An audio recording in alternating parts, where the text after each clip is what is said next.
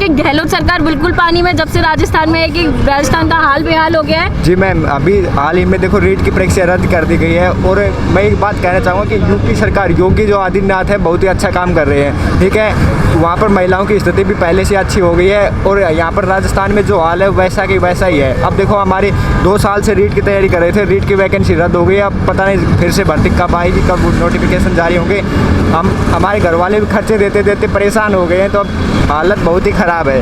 आपकी सरकार से कोई मांग एक ही है, हमें बेरोजगारों को रोजगार चाहिए और समय समय पर ये भर्ती वैकेंसी जल्द से जल्द पूरी हो जानी चाहिए। देखो एक बात मैं कहना चाहूँगा कि ये जो बेरोजगारी का मुद्दा है इसको राजनीति में न ले जाएं। ये आप समझ रहे हैं कि इसको पढ़ाई से हमारे जो युवाओं की भावनाओं को समझे, इसको राजनीति ना करें कृपा। तो एक बात यही कहना चाहूँगा कि हमारी बेरोजगारी पर ध्यान दें और जल्दी से जल्दी मतलब वैकेंसी निकालें और जल्दी से जल्दी हमारी भर्ती का आयोजन कराएं। धन्यवाद मैम। जैसे कि हम सभी जानते हैं कि युवा जो है वो देश का भविष्य है, लेकिन आज यहाँ पे हर युवा परेशान है गहलोत सरकार के हर फैसले से, क्योंकि कुछ भी हो रहा है, एग्जाम्स में इतने घपले हो रहे हैं।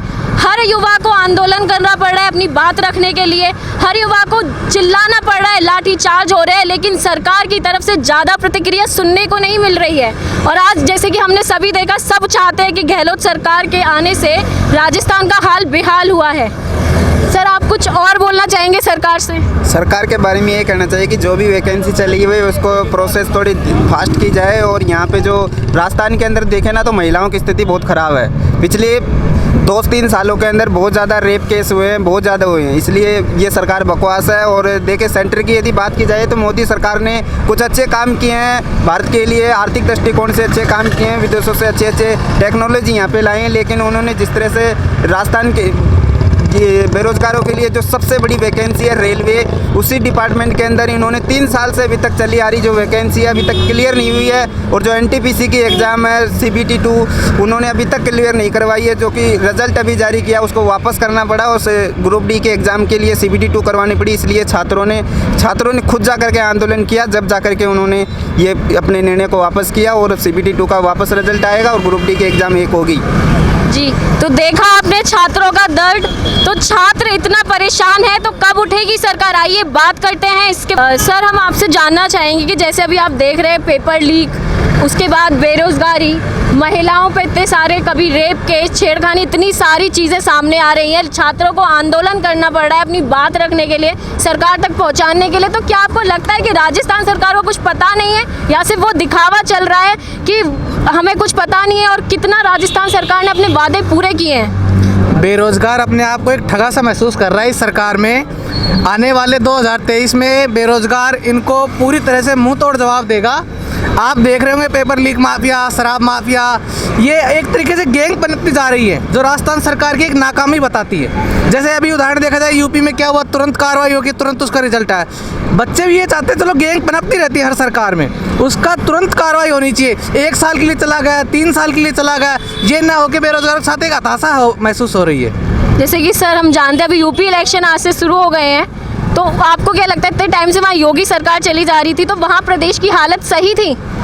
देखो, ये बेरोजगारों को एक मुद्दा बनाते हैं और उनको ठगा महसूस करवाते हैं हमेशा। बेरोजगारों को मुद्दा न बनाएं, बेरोजगारों को सिर्फ रोजगार से ही जोड़ के रखें। मैं मीडिया से भी अपील करना चाहूँगा कि बेरोजगारी के मुद्दे को राजनेताओं के चक्कर में इधर उधर न करें, केवल और केवल रोजगार के मुद्दे की बात होनी चाहिए। सर, आपको क्या लगता है कि गहलोत सरकार अब बदलनी चाहिए? देखो, आने वाला समय ये बता पाएगा, परंतु आज बेरोजगार कांग्रेस सरकार से राजस्थान में परेशान है। तो सर, जैसे बड़ी बात तो देखिए, सबसे पहले तो इस बात पे जोर दीजिए, सरकार बदलना नहीं बदलना ये भविष्य का प्रश्न है। फिलहाल तो इस बात पे जोर देना है कि जो युवा वर्ग है उसके साथ ये छलावा बार बार क्यों किया जा रहा है। हर पेपर कहीं ना कहीं लीक हो रहा है, हर पेपर में कहीं ना कहीं पेपर लीक की घटनाएं, हर एग्ज़ाम में कोर्ट में जाने की घटनाएं। और अभी फ़िलहाल RS जैसी बड़ी प्रतिष्ठित परीक्षा में मेंस के पेपर को मजाक बना दिया है। सिलेबस इतना सारा चेंज करने के बाद एग्ज़ाम को बहुत जल्दबाजी में लिया जा रहा है। पता नहीं किसको सरकार फ़ायदा देना चाह रही है। पहले डोटासरा मंत्री जो रहे थे उनके रिश्तेदारों को इंटरव्यू में इतने नंबर्स मिला दिए थे। मतलब पता नहीं क्या चाहते थे ये लोग कि अचानक से मेंस के एग्ज़ाम ले रहे हैं 2 महीने के अंदर। सबसे बड़ा मुद्दा फिलहाल रीट का तो है ही, उसकी तो सीबीआई जांच होनी ही चाहिए, लेकिन आरएस मेंस का जो है वो भी पोस्टपोन करना चाहिए एग्ज़ाम। 3 महीने के अंदर एग्ज़ाम नहीं होते हैं, और जब विशेष तौर पे जब आप सिलेबस चेंज करके बैठे हो और उस टाइम पे आप कह रहे हो सारे युवा वर्ग, कल इतना बड़ा आंदोलन वहाँ अजमेर में हुआ है, आज यहाँ पे आंदोलन हो रहा है, अभी सड़क पे हज़ारों की संख्या में आरएस मेंस के एस्पायरेंट्स थे। आज शाम को 4 बजे आपको भी इनवाइट करता हूँ, आज शाम को 4 बजे यहाँ पे हमारा प्रदर्शन है, शांतिपूर्ण धरना है, शांतिपूर्ण प्रदर्शन है, आप भी लोग उसमें आइए। मीडिया कर्मियों को हमारा साथ देना चाहिए, केवल बातें नहीं करनी चाहिए। बहुत सारे मीडिया हाउसेज हैं, वो केवल बातें बना के और इस तरह से पल्ला झाड़ लेते हैं, वो ये नहीं है कि उसमें सीरियसली घुसते हैं, वो केवल अपनी न्यूज़ के लिए। लेकिन खुशी है कि आप सवाल उठा रहे हो, अच्छी बातें कर रहे हो, तो आप इसको प्लीज़ उठाइए, आपके चैनल पे भी उठाइए कि आरएस मेंस का जो है, आरएस मेंस का एग्ज़ाम 3 महीने में ले रहे हैं ये लोग, दैट्स नॉट फेयर। इस 3 महीने की जगह इनको 6 महीने करना चाहिए, जिससे कि सभी लोग इक्वल हों, समानता का अधिकार सबको है। ऐसा नहीं हो कि किसी खास को फ़ायदा पहुंचाने के लिए आप सिलेबस चेंज करके अचानक कर दें। Thank you.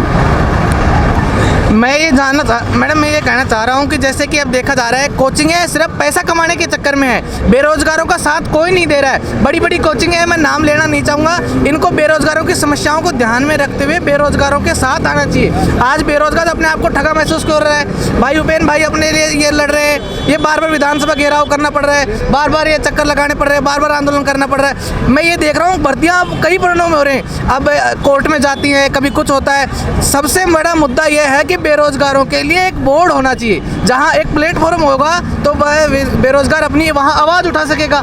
तो मैं यही कहना चाहूँगा सरकार से, सरकार बेरोजगारों की तरफ ध्यान दे, इसे राजनीतिक मुद्दा न बनाए और बेरोजगारों के भविष्य के साथ खिलवाड़ न करे।